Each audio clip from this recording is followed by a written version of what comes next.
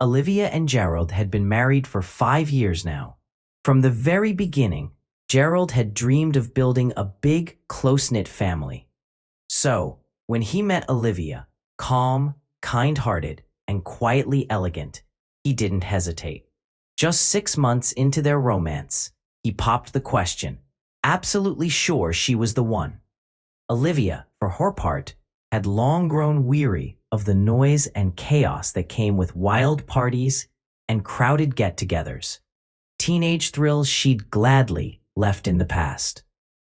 Gerald, meanwhile, was the kind of man who found deep joy in taking care of those he loved. He worked hard, always putting Olivia's comfort and happiness front and center. But that devotion came with a price. To give her the life he thought she deserved, Gerald often packed his bags and hit the road for work. Some of these trips stretched on for weeks, even a full month at times, leaving Olivia behind, quietly missing him. Things only intensified after he landed a big promotion, and the travel became more routine than rare. Gerald knew this kind of lifestyle wouldn't work forever, especially once children came into the picture. But since they were still trying, and money was money, he accepted the demanding schedule for the time being, hoping it would all pay off. Year after year, they tried to conceive, but with no success. Every medical test came back normal. The doctors, scratching their heads, chalked it up to stress and offered a simple prescription: some extra vitamins and a bit more peace of mind. Give it time, they said with reassuring smiles. It'll happen. Gerald tried to keep his chin up, but deep down, he was crushed. He wanted to be a dad more than anything. He'd always been great with kids. Just ask his nieces and nephews. They adored him, and he loved every second with them. Friends often said he'd make a wonderful father, and honestly, he believed them. Kids naturally gravitated toward him, as if they sensed something good in him. But no matter how much he longed for fatherhood, he kept vanishing for work. And every time, Olivia was left behind, quietly counting the days until he returned. He tried to stay close, even from afar. Calls, texts, sweet little messages when he could, but it never seemed quite enough. His trips kept stretching out longer than expected, and when he broke the news about another extension, he saw it written all over Olivia's face: disappointment. And maybe, just maybe, a touch of hurt. When Gerald finally made it back home, he couldn't shake the feeling that something in Olivia had shifted. It wasn't anything obvious, just a small change he couldn't quite name. She welcomed him with open arms, holding on to him like she hadn't in years, like she was afraid to let go. It almost felt like they were newlyweds again, caught up in a fresh kind of tenderness, half laughing.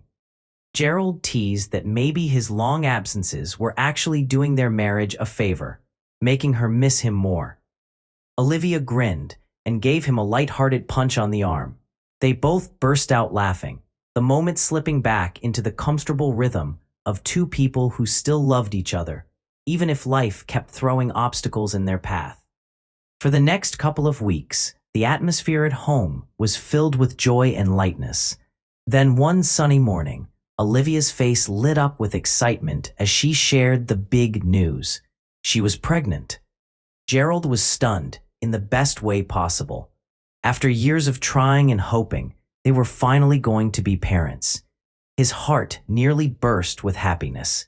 He made every effort to clear his schedule so he could join her for the ultrasound. But work obligations got in the way once again. Still, he was eager to hear every detail the moment she got home. Olivia told him the baby was growing well and healthy, and Gerald could hardly contain his excitement. As her belly rounded and time passed, the 6-month mark came and went. Olivia stayed active, taking long walks and attending maternity classes. Life was moving forward, one soft step at a time. But then, something odd started happening. Strange calls began popping up on Olivia's phone. At first, she chalked them up to classmates from her pregnancy group, maybe someone trying to coordinate a meetup or share advice. But the calls kept coming, and they were strange. Wrong numbers? Pranks? She wasn't sure. One evening, things took an eerie turn. A drunk man showed up outside their apartment building, shouting slurred nonsense about breakups and getting back together. He was barely making sense, but one thing came through loud and clear. He kept calling for Olivia. Upstairs, Olivia was curled up with a book, trying to ignore the chaos outside. Gerald, standing at the third-floor window, watched the scene unfold with a mix of curiosity and sympathy. The guy looked heartbroken, disoriented. With a chuckle, Gerald turned to his wife and asked, "Hey, you don't know that poor guy, do you? Maybe he's one of the neighbors." Olivia flushed slightly and shook her head no, offering a quiet smile as if brushing the whole thing aside. Then came the day that flipped everything upside down. Gerald was caught completely off guard. He thought the due date was weeks away when Olivia called to say she was being admitted. Early labor. Panic set in, but so did a surge of adrenaline. His first child was on the way.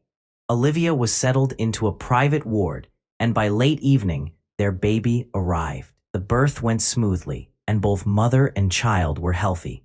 Relief washed over Gerald like a tide. The next day, he arrived at the hospital beaming, his mother by his side. She couldn't wait to meet her grandchild. As soon as Gerald saw his newborn son, something inside him cracked wide open. Overwhelmed with emotion, he wrapped Olivia in a hug and thanked her again and again. Everything finally felt complete, but something in the room shifted. His mother stood silently, her eyes scanning the baby with a strange, searching look. She didn't share in the joy. Not really. When they stepped outside the room, she finally spoke, hesitant, careful. "He's a sweet boy," she murmured. "But don't you think it's odd? He doesn't look like you at all. None of the boys in our family looked like that. Even as babies, they had that strong resemblance. Cheeks, eyes, something." Gerald blinked. The comment hit him like a cold gust of wind. He tried to brush it off. "It's just the lighting. Or maybe he takes after Olivia's side," he said quickly, trying to keep his tone light. He reasoned it away. His mother was probably tired, thrown off by the unexpected early delivery. But a seed had been planted. The next morning, Gerald decided to take the day off. He needed to see his wife and son again, to reconnect, to shake off the strange feeling lingering from yesterday. When he got to the hospital, Olivia seemed tense, as though something heavy was hanging over her. She avoided eye contact, kept fidgeting, and their conversation felt clipped, distracted. After a while, Gerald stepped out to get some air. As he descended the stairs and approached the hospital's front entrance, he saw someone he hadn't expected to see. A man standing near the doors, clearly waiting for something. Or someone. There was something about him. Something that made Gerald slow his steps and look again. He stood there for a moment, narrowing his eyes, trying to place the face. Something about the man tickled a memory, and then it hit him. This was the same drunk who'd been hollering outside their building weeks earlier, the one shouting Olivia's name. The man stared straight back at him, unblinking, with a smug, almost defiant look in his eyes. And then, with a voice loud enough to turn heads, he spat out a claim that sent Gerald reeling. He said Olivia was his. The baby, too. Gerald, he said, wasn't needed anymore. That was all it took. Without thinking, Gerald shoved him hard, sending the man stumbling out into the street. He didn't want to make a scene. Not here, not now. But this was too much. Still, the stranger kept going. His voice rose again, now sharper, meaner. "Ever wonder why she suddenly got pregnant while you were off on those business trips?" he sneered. "Or why the baby came early?" Gerald froze. The man continued, driving the knife deeper with every word. He claimed Olivia had turned to someone else in Gerald's absence, found comfort in another man's arms. and wound up pregnant. But because she knew Gerald still loved her, maybe more than she deserved, she tried to pass the child off as his. For a split second, the world around Gerald stopped. Everything blurred. The joy he'd felt so recently now felt like a cruel trick. The child he'd held in his arms, the future he'd imagined, it all wavered like a mirage. There was only one way to know the truth. And so, with a heavy heart and trembling hands, Gerald requested a DNA test. Somewhere deep down, he clung to a shred of hope. Maybe the stranger was lying. Maybe this was some kind of twisted misunderstanding. But the results crushed that last flicker of faith. The baby wasn't his. When Olivia heard the results, she screamed in disbelief. Her voice cracked with desperation as she swore it had to be some mistake. But Gerald, he could see it in her eyes, the panic, the guilt. There was no mistake. Not this time. The betrayal cut too deep. The lies, the deception, it was too much to forgive. Gerald filed for divorce. He made sure the birth certificate was corrected, that everything was set right on paper, even if his heart was still in pieces. He asked Olivia to leave the house. In the days that followed, he drowned himself in work. It was the only thing that dulled the sting. Slowly, with the help of those who cared for him, he began to heal. There were long nights and hard mornings.